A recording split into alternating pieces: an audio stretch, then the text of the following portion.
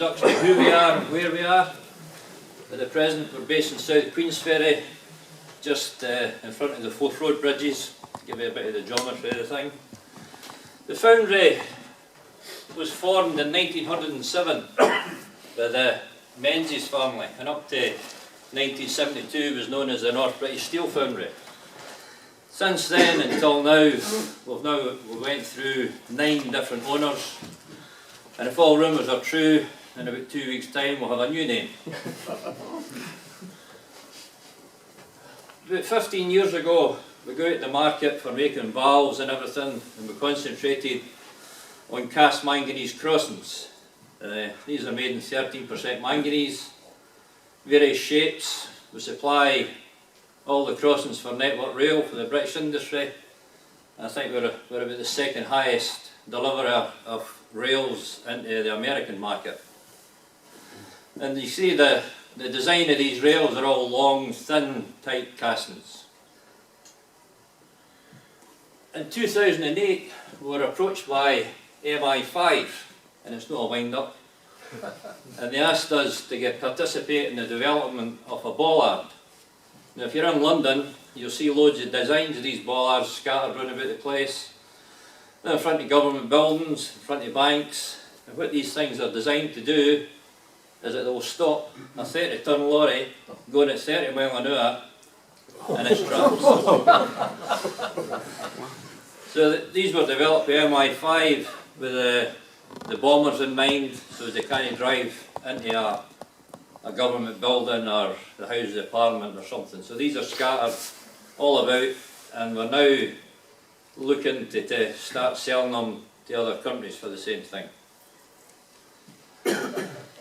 During the transition from Mollom to Balfour Beatty, one of the conditions we had was that we had to leave the site at Bathgate that we were on for 100 years and go to a new site. And the site we found was South Queensferry. It's an old electronics factory, and when we took it over it was a 3-storey building, and basically we had to rip out the insides of the building, start from scratch and make a foundry. And Colin Blackburn, who's here today, he was heavily involved in the design of it during the time at CTI. As I say, we had to rip out the inside of it, dig out pits for, this is for our first machine. We transferred the first machine in the middle of 2008, and gradually as we built more pits we bought some new machinery, and basically we moved the old machines from Bathgate down to South Queensferry. We then had to rip out the inside of the building to build a new foundry. This is the casting pits for the furnaces. This is the pit for our water quench tank. This is the water quench tank finished. We can quench a single casting which is 33 feet long in here, which is the biggest one that Network Rail wanted. And once we built it, they're now telling us that they want to make a bigger one. We've also poured, it was a few hundred tons of concrete, a lot of concrete, to build casting beds. We also had to build an extension onto the building to accommodate our pattern shop, and also to extend our moulding shop. One advantage we had with the moulding shop was that all the machinery that was put in was brand new, built by an Italian company, IMF. As I say, Colin was heavily involved in this, and it was designed, everything was designed round about long, thin manganese castings that we make. The rollover you see can turn a casting which is 27 feet long. If we do anything longer than that, it's going to be made on a loose moulding setup. You can see the casting bank. We have a 3-degree angle. Because we cast everything that's long and thin, we pour everything uphill, so we're chasing the metal uphill. In the melting shop it was slightly different. We had to rip out the furnaces for Bathgate, transport them down to South Queensferry. We had to install them, set them up, and it took us 20 weeks to take it out of Bathgate, install it into the South Queensferry facility, and the first pour was done on the 22nd of December 2008. The number 2 furnace then took a further 3 or 4 months to transfer, and within a sort of 9-month period we ripped out the furnaces from Bathgate, installed them into South Queensferry and had them up and running. What capacity are the furnaces? One's 5 tonne and one's 6.5. During the time that we were at Balfour Beatty, they had a worldwide safety programme, because Balfour Beatty is a worldwide company, and they had what they call a zero harm initiative. Their managing director threw a challenge to us at that time to try and find a safer way to pour metal. Everybody's seen this, but you have the guy on the end of a handle pouring the metal, and we were challenged, as I say, to come up with some method of making it safer. What we designed was what we call a zero harm ladle, and we've done this in conjunction with our friends at Roper. What it consists of is a hydraulic piston attached to the stopper arm, some gizmos for picking up an electronic signal, and the hydraulic pump.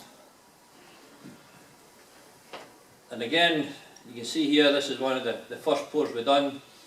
We have a ladle which is isolated for the ladleman, and he's operating it with a push of a button. You see, again, this is one of the early ones that we've done. You see they're nobody near it, so if we do have a problem pouring, the metal's spilling over the floor, but there's nobody anywhere near it. So the guy presses the button, operates the hydraulic pump, it lifts up, simple enough. Pour it, the guy takes his finger off the button and it clamps itself shut.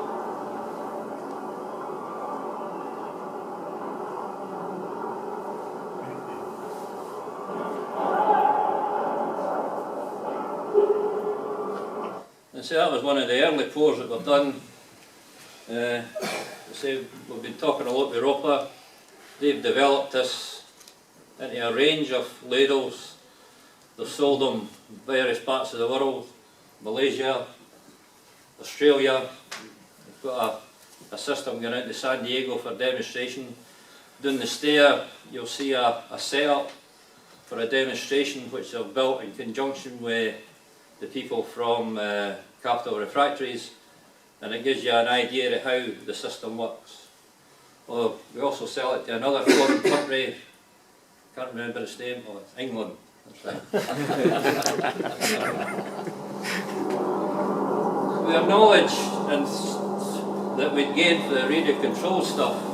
We then looked at putting an applicator for the talcum compound onto the moulds. Everything we do is cast above ground, everything we do is boxless.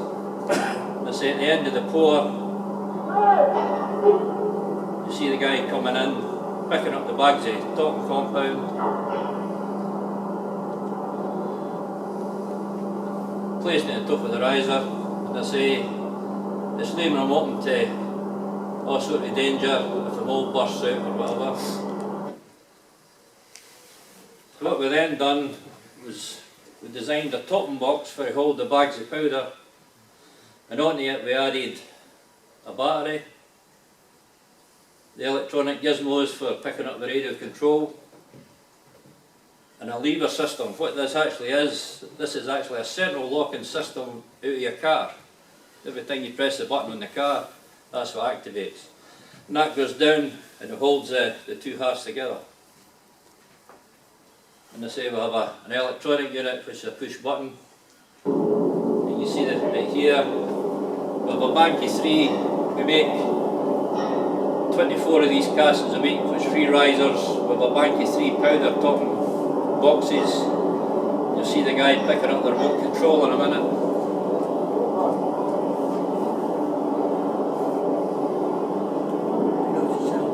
Once they start pouring, if you watch here,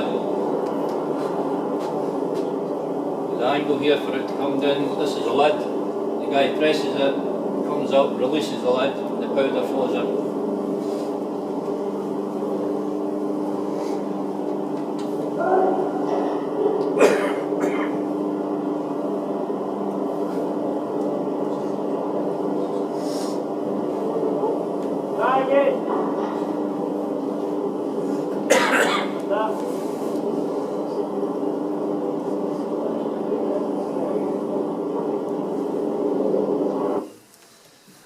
We've developed that a bit further, as much as the electronics guy has now got it into a unit with the battery and the electronics in here.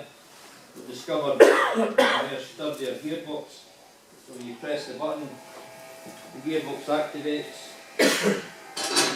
the lid opens, the powder flows down, and the gearbox resets itself.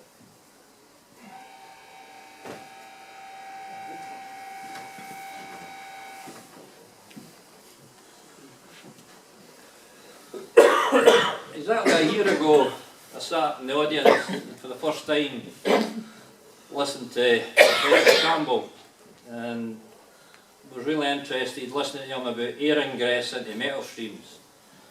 For about 20 years we've been trying to make these castings and we keep getting plagued with gas getting trapped in the top face. All our castings have a long flat top face and we were forever getting loads of gas defect trapped in the top face. And when they started talking about the process of how the air was drawn in, it sort of clicked on me that that could be causing this problem. What we've done then was we went back to the foundry and the extended spigot and the nozzle that you see here, we designed a ceramic ring that fits onto it, a couple of wedges to hold on to the bottom of the ladle, very simple to attach. We then made a ring for Isofrax material, held in place with an aluminium ring, just 4 screws on it to hold it together. This is then incorporated into the pouring bell. The pouring bell is in here. We ram it up with sand, we push this into the soft sand to give us a seal. So when we come to pour now, the ladle with the ring on it is put into the soft isofrax to create a seal. And you see, then you see the metal core, you can see the gas come out the various bits of the mold.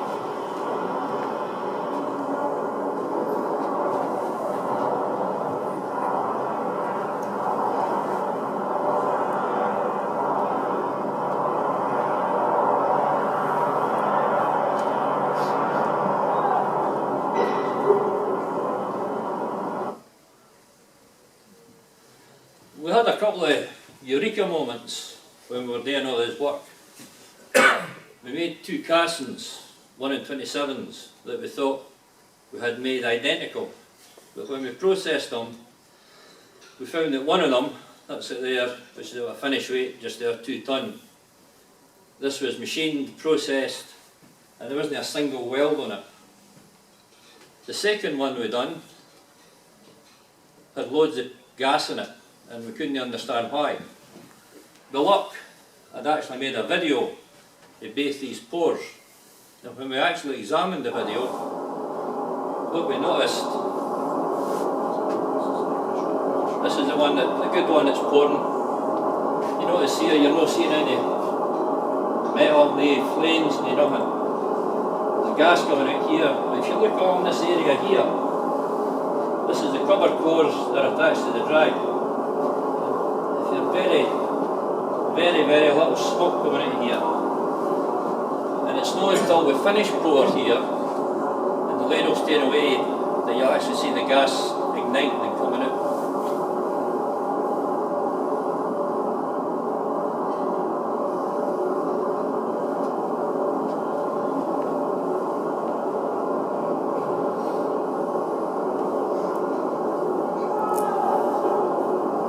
And if you watch,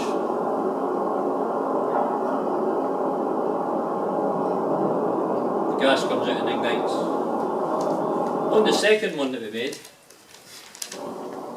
if you watch here, you'll notice that we didn't create a seal. So we're still pouring and drawing air in. And if you look at the joint line here, you see very quickly the gas comes out and ignites.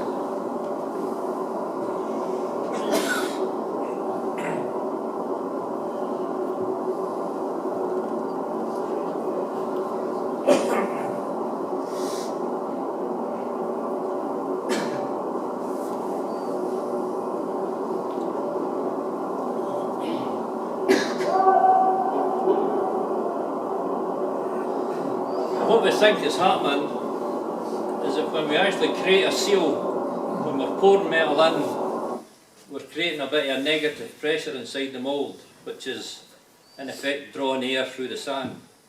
When we don't seal it, when we're drawing air in, we're creating a positive pressure inside the mould, which is forcing the gas through the mould. And this is the telltale sign that we look for when we're pouring, especially the bigger moulds. If you don't see the gas coming out, you know you've got a seal, you know you're going to get a good casting. So it's as simple as that. This system is affectionately known as Erskine's ring. I've actually brought one with me. If you fancy a poke at my ring, just help yourself. So what we've aimed for and what we've achieved really is that when we're pouring moulds, when we're creating a seal, with a remote control crane, remote control ladle, remote control topping boxes, we're making really good castings, and the only human involvement in the process is a couple of guys standing 15-20 metres away pushing buttons.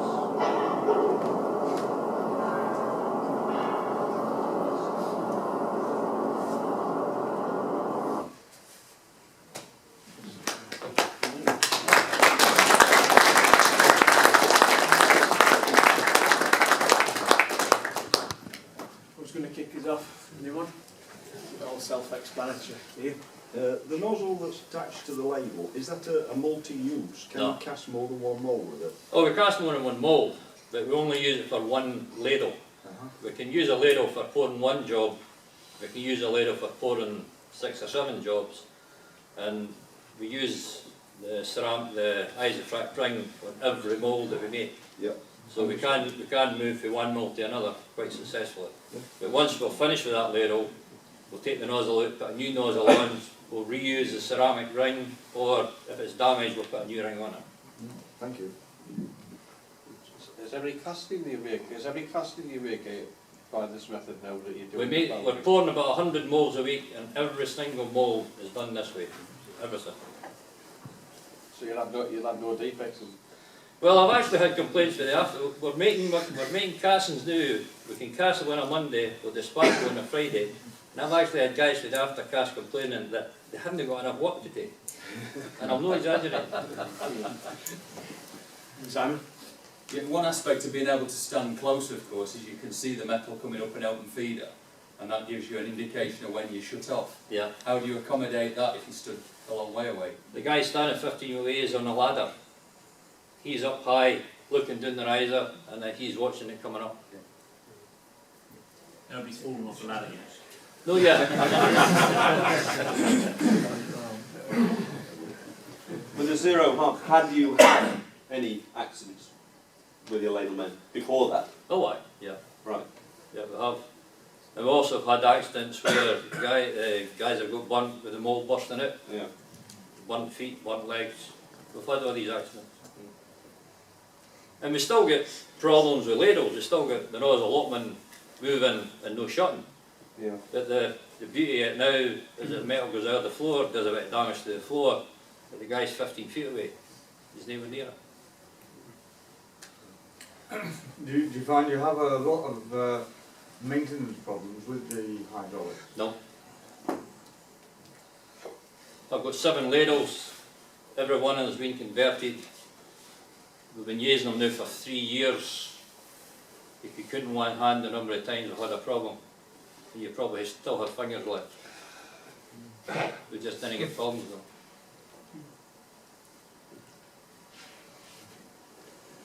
Do you use, have you got an engineer internally that's doing all this work for you? Have you got a... Yeah, we go. All right. So you're doing it. You're making this, you know, the boxes and all that. Yep. That's good. I didn't physically make them, but I sketch them up. Right. Somebody makes a drawing and we alter it.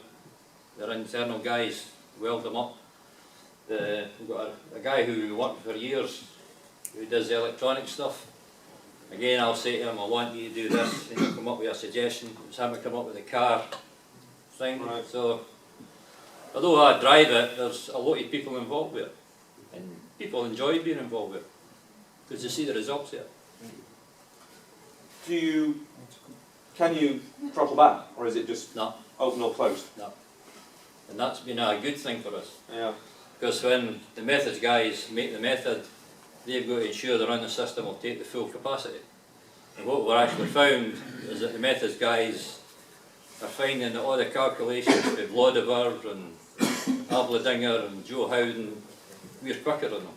Yeah. If they calculate it takes a minute, we'll cast it 50 seconds. If they calculate it's 30 seconds, we'll cast it 24 seconds. So using that system, we are pouring the metal quicker than what the calculations are telling us, consistently. Simon? We've just answered my question. All right. I mean, you're eliminating operator sort of interference by not allowing them to throttle back. That's It's right. either open or fully, you know, So fully they're open or open. closed. So they're on my shop, they're in between. How do you lower your ladle down such that, okay, you've got a certain amount of compliance here in Yep. the soft bits, but is there not a danger of you crushing the mould if No. it goes too far? On the cran setup, we've got a fast and a slow button. The ladlemen are just through experience, the cran driver, sorry, through experience, they'll line up the ladle, they'll take it to about 2 inches above the ring. Once the ladle settles, they'll use a slow button and it gradually creeps down. And virtually what you see there is how we set it up. You're almost touching the aluminium ring. And just through experience, the guys do that. And they say if we create a seal, you didn't see the smoke coming out, and we're making good casting. I've been in the industry 45 years, and I've never seen casting go through as consistent and as good quality as what we do. I have a question. You know, you said if you don't get that effect, do you just scrap that casting? You don't bother No. machining it at all? No. We do it one a week just to keep the possession shop busy. See, that's a telltale. You look at it and you say, that's good. If it's bad, you end up with a casting that has got a big gas in it, but you just repair it. Right. Simon? This thing about the casting tubes, I've seen the defects on the casting. You might be creating in there a reducing pressurised atmosphere, but it might be the flash point where actually you get the explosion in the cavity is causing a lot of gas to be formed at that point that forms the bubbles. And if you delay that, you might get a skin that's solidified long enough so that you don't get those bubbles. See, it's all theory. Your theory is But you're We're stopping drawn a bit. air being entrained at the top, so it's not exploding so quickly. This is, when we pour it openly, we see the gas right away. Yeah. And whatever's causing it, we know that if we seal it and we don't see the gas, we get a good casting. Yeah. Might be the lack of oxygen that's delaying that flash point. It may be, But if it works, it works. it works there. Yeah. As long as the guy doesn't fall off the ladder, you're in business, aren't you? So you actually, all your feeding systems, you've had to redesign for this system, so you don't get any, if you get back pressure then the metal will come out, won't it? If we get back pressure, that is a major problem. So the downgate, the runner systems are always designed to be non-pressurised. If there's a pressurised system and we get back pressure, then you get overflow coming for the cup. Yeah. But we're just through experience, we know that we have to design it to take the full flow of metal. If it's slightly bigger, it doesn't seem to give us a problem. But what we can't have is a running system that's slightly small that gives us back pressure. And what range of weights are you pouring them? For up to, We're pouring for the smallest we do is about 500 kilos liquid, and the biggest we do is 5.5 ton liquid.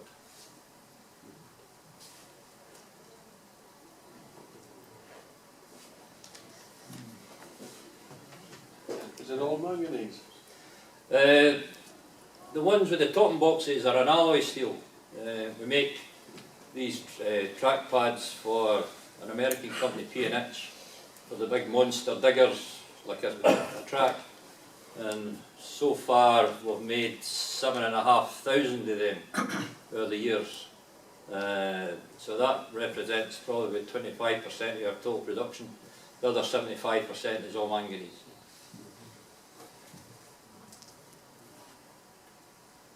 You remember as well, Jim, when you changed that system, you done away with the swirls. It That's saved right, about £150 every cast. Graham's right that we did try the swirl gate system, which was expensive, but it did do away with air. You make nice castings, but you don't make money. But Mike Laney did. You're saving that I never sold you one. The salesman here for the one. No. Bobby? Jim, with the success and the quality of the castings you're making, have you thought about going back into engineering casting? Engineering? Well, I think my engineering background steered me to get started doing all this stuff. And I'm not making any qualms about it. I understood a lot of this stuff and I knew what I was trying to do. I think Bob said, would you go and do more engineering castings? Well, we're not set up for doing No. engineering castings. But I thought you meant I was an engineer, which I am in a previous life. We're actually, well, as I say, we're probably in the throes of changing our name again. We're owned by Caterpillar. And Caterpillar make a lot of castings, especially the track pads. And because of the success we've had with the P&H track pads, Caterpillar are looking at us doing a very similar product to that. So we are looking at doing more engineering type stuff, but only in the track pad stuff. We would never think about going back into valves. We're no set up for doing that. We've got a dedicated foundry to make manganese steel or long thin castings. Making valves and all that sort of stuff, we wouldn't be interested in doing.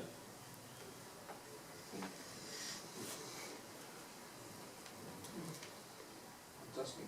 Yeah, I was thinking that, you know, if you these push button things where you've got your car door opening, it's one thing that if your car door doesn't open, but it's quite different if your ladle don't close.